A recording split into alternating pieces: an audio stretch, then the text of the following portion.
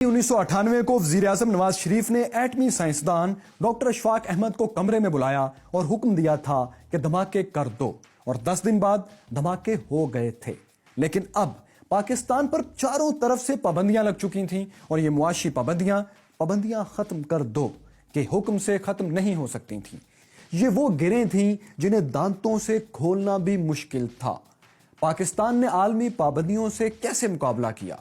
और क्या आप जानते हैं नवाज शरीफ ने एक आर्मी चीफ से जबरदस्ती इस्तीफा भी लिया था। पाकिस्तान पर एटमी धमाकों के बाद लगने वाली मुआशी पाबंदियों का मुकाबला हुकूमत ने दो तरह से किया। उस वक्त पाकिस्तान पर 32 अरब डॉलर कर्जा था और मरकजी बैंक में कुल रिजर्व्स महज 1 अरब 26 करोड़ डॉलर थे। लेकिन कारोबारी लोगों ने मुख्तलिफ बैंकों में जो डॉलर्स जमा करवा रखे थे वो 11 अरब 80 करोड़ डॉलर थे। हुकूमत ने ये सारे डॉलर अकाउंट्स फ्रीज कर दिए, यानी अब कोई अकाउंट होल्डर अपने रखे हुए डॉलर्स बैंक से नहीं निकलवा सकता था। दूसरा काम यह किया कि वजीर आजम ने हुकूमती अखराजात कम करने और सादगी इख्तियार करने का ऐलान किया। उन्होंने कौम से खिताब में कहा कि पाकिस्तानी कौम पाबंदियों का मुकाबला पेट पर पत्थर बांध कर करेगी। अगर कौम एक वक्त की रोटी खाएगी तो उनके बच्चे भी एक वक्त की रोटी खाएंगे। उन्होंने वजीर आजम सेक्रेटरीट छोड़ने का ऐलान करते हुए कहा कि अब सरकारी रहायशगाहों को खत्म करके उनकी जगह अस्पताल और तालीमी इदारे बनाए जाएंगे। इस सिलसिले का एक इकदाम यह भी था कि रावलपिंडी में प्रेसिडेंट हाउस को फातिमा जिन्ना वुमेन यूनिवर्सिटी में तब्दील कर दिया गया। एटॉमिक टेस्ट के बाद हुकूमत ने ये दोनों काम तो किए, लेकिन हुकूमत भी जानती थी कि सिर्फ इन दो कामों से मुल्क का कारोबार नहीं चल सकता। इसलिए अमेरिका और दोस्त मुमालिक से बातचीत बहुत जरूरी थी। अमेरिका से इसलिए कि IMF से पाकिस्तान को कर्जा चाहिए था और वहां अमेरिका की हां बहुत जरूरी होती है। दोस्त अरब मुमालिक से इसलिए कि अगर वो उधार तेल दे दें या चंद अरब डॉलर्स बैंकों में रखवा दें तो बहरान आर्जी तौर पर टल सकता था। चुनाचे दोनों कामों के लिए कोशिशें की गईं। नवाज शरीफ धमाकों के फौरी बाद सऊदी अरब चले गए और सऊदी किंग से मुलाकात की। ये मुलाकात एक बड़ी कामयाबी थी। सऊदी फरमानरवाज शाह फहद ने जबरदस्त ऐलान किया कि कुछ हो जाए हम पाकिस्तान के साथ खड़े हैं। सऊदी अरब ने डॉलर्स और तेल में रियायत की शक्ल में पाकिस्तान की फौरी मदद भी की। और यही नहीं, उन्होंने वली अहद शहजादा अब्दुल्ला बिन अब्दुल अजीज को भी पाकिस्तान भेजने का ऐलान कर दिया, जो उसी साल अक्टूबर में पाकिस्तान आए भी। सिर्फ सऊदी अरब ही नहीं, ईरान भी पाकिस्तान के साथ खड़ा हो गया। ईरानी सफीर ने भी वजीर आजम नवाज शरीफ से मुलाकात की और कहा कि ईरान पाकिस्तान को तनहा नहीं छोड़ेगा। तुर्की ने भी पाकिस्तान का साथ देने का खुला ऐलान किया। पाकिस्तान के इन तीनों बड़े और ताकतवर दोस्तों के अलावा अफगानिस्तान से भी एक पैगाम आया जो शायद किसी के वहमो गुमान में भी नहीं था। अफगानिस्तान से मुल्ला उमर ने वजीर आजम को पैगाम पहुंचाया कि अगर किसी ने पाकिस्तान पर हमले की कोशिश की तो अफगान तालिबान पाकिस्तान के साथ खड़े होंगे। अब तुर्की, ईरान और सऊदी अरब पाकिस्तान के साथ खड़े हो गए थे और रह गया पाकिस्तान का पुराना लव एंड हेट रिलेशनशिप वाला दोस्त यूनाइटेड स्टेट्स ऑफ अमेरिका।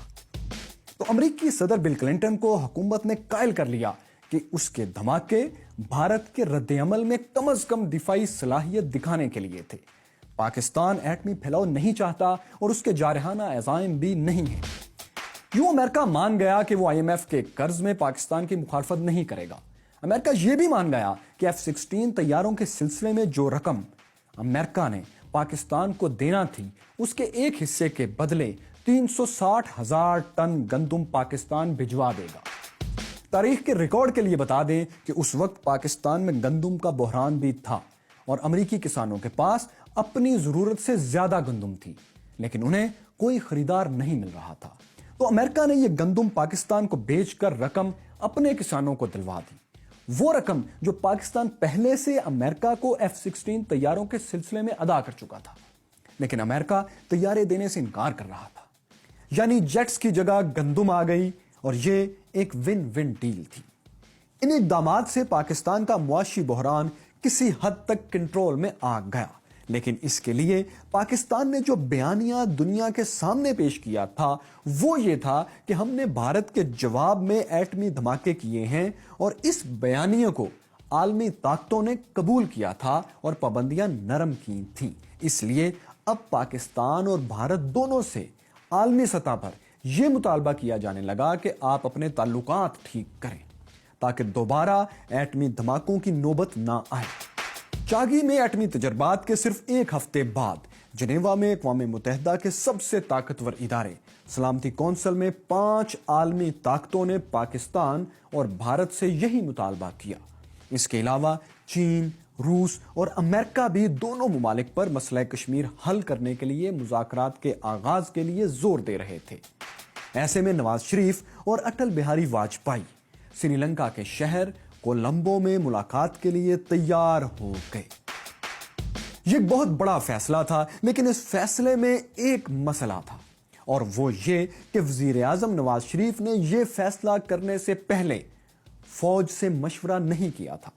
چنانچہ پاک فوج کے جرنیل ایک بار پھر نواز شریف سے ناراض ہو گئے۔ لیکن صرف یہی ایک بات نہیں تھی جس کی وجہ سے اعلیٰ فوجی قیادت وزیر اعظم سے ناراض تھی، بلکہ 2 اور بھی ایسے بڑے فیصلے تھے جن میں فوجی قیادت کو اعتماد میں نہیں لیا گیا تھا۔ ایک یہ تھا کہ وزیر اعظم نے کالا باغ ڈیم بنانے کا اعلان کر دیا تھا، جس کے خلاف پیپلز پارٹی اور ANP نے اتحاد بنا لیا تھا۔ آج شاید اس کی نوعیت سمجھنا مشکل ہو، لیکن اس وقت یہ معاملہ بہت حساس نوعیت اختیار کر گیا تھا۔ دوسرا اہم فیصلہ 15ویں ترمیم کا تھا، جس کے ذریعے نواز شریف ملک میں شریعت نافذ کرنا چاہتے تھے۔ نماز کا نظام تو قائم بھی کر دیا گیا تھا، لیکن اس ترمیم کا ایک دوسرا پہلو یہ بھی تھا کہ اس کے بعد وزیر اعظم کے اختیارات میں ممکنہ طور پر بہت اضافہ ہو جاتا۔ تو ان تینوں معاملات یعنی انڈیا سے تعلقات، کالا باغ ڈیم اور 15ویں آئینی ترمیم، ان تینوں پر فوجی قیادت کے تحفظات بہت شدید تھے۔ فوج نے ابتدا میں نواز شریف کے قریبی ساتھیوں کے ذریعے انہیں پیغام پہنچایا کہ وہ فوج کو اعتماد میں لیں، لیکن بقول کامران خان کابینہ کے اراکین جرنیلوں سے ملتے اور انہیں بتاتے کہ وہ وزیر اعظم سے کیا کہیں اور کیسے کہیں کہ نواز شریف تو ان سے مشورہ بھی نہیں کرتے۔ کامران خان کہتے ہیں کہ کور کمانڈرز اجلاس میں وزیر اعظم کے فیصلوں پر شدید تحفظات کا اظہار ہوا۔ آرمی چیف جنرل جہانگیر کرامت پر کور کمانڈرز کا دباؤ تھا کہ حکومت سے نیشنل سیکیورٹی کونسل منظور کروائی جائے، یعنی ایک ایسا نیا ادارہ قائم کیا جائے جہاں فوج اور سیاسی قیادت ایک ساتھ بیٹھ کر ملک کے اہم ترین معاملات پر مشترکہ فیصلے کریں۔ یہی وہ کونسل تھی جسے نگران دور میں قائم کیا گیا تھا، اور اس کی کہانی ہم آپ کو دکھا چکے ہیں۔ کور کمانڈرز کے اجلاس کے چند گھنٹوں بعد 5 اکتوبر 1998 کو آرمی چیف نے نیول کالج لاہور میں ایک تقریب سے خطاب کرنا تھا۔ سو آپ اس سارے پس منظر کو ذہن میں رکھیں اور پھر دیکھیں کہ نیول کالج کی تقریب میں کیا ہوا۔ انہوں نے لاہور میں نیول کالج کے طلباء کے سامنے کھڑے ہو کر کہا کہ ملک کے اہم فیصلوں کے لیے ایک اعلیٰ سطح پر کونسل بنائی جانی چاہیے، جس میں باقی لوگوں کے ساتھ جوائنٹ چیف ہیڈ کوارٹر، وزارت دفاع اور مسلح افواج بھی شامل ہوں۔ جوانوں اور طلباء کے سامنے آرمی چیف نے کھل کر قومی پالیسیوں، اقتصادی صورتحال، دوسرے ممالک سے تعلقات، سندھ کے حالات اور چھوٹے صوبوں کے احساس محرومی پر بے لاگ تبصرے کیے۔